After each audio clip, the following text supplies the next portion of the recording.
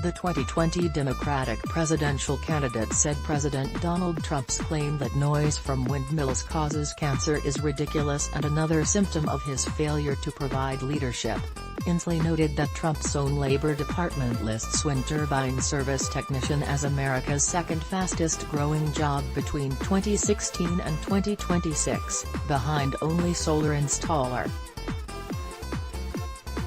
A person who calls himself Republican and should be pro-business is demeaning one of the fastest-growing businesses in the United States, Inslee said from the sidelines of the Columbia Global Energy Summit in New York.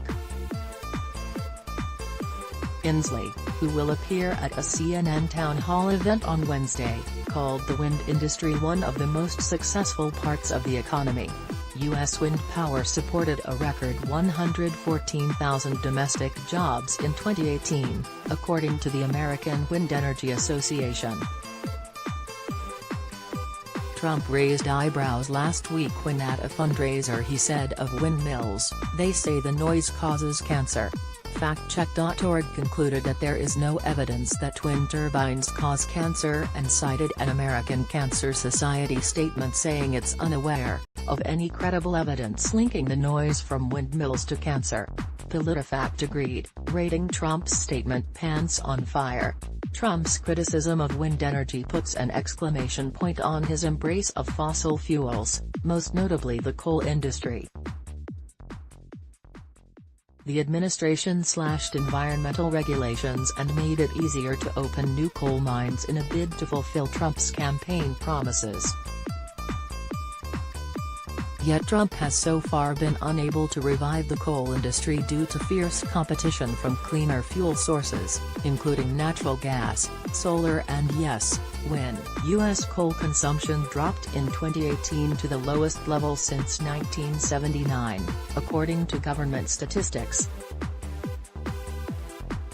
Renewable energy costs have plunged in recent years to levels that make wind and solar power competitive with, or even cheaper than, fossil fuels. Coal is just not economical, said Inslee, the only 2020 candidate to run on climate change.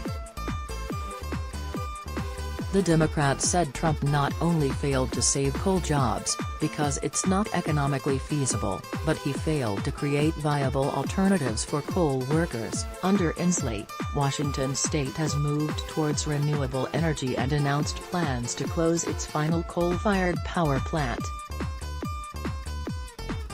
He said the state set aside a $65 million fund to help reinvest in the community. Last month, the state Senate passed a clean energy bill that seeks to eliminate fossil fuels from the electricity supply by 2045.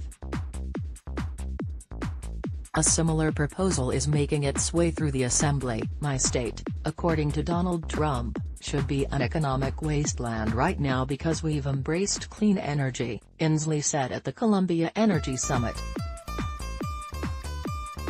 But Inslee cited Washington state's robust GDP and wage growth as evidence that clean energy can be used as a way to boost the economy. "This is a unique moment because it's of the utmost peril and greatest promise for a clean energy economy that can grow jobs billions," said Inslee, who added that he drives a Chevrolet Bolt manufactured at a GM plant in Michigan.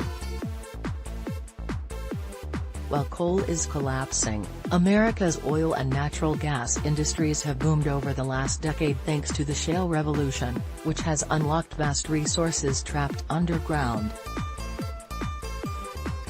U.S. oil output spiked to an all-time high in 2018, making America the largest oil producer on the planet. Despite the energy boom, U.S. oil prices hit a 5-month high this week due in large part to supply cuts by OPEC and U.S. sanctions on Venezuela and Iran. And gasoline prices have crept higher as well. Trump plans to sign an executive order aimed at making it easier to build pipelines, freeing up oil and natural gas that has been trapped by a lack of infrastructure. Inslee, on the other hand, wants to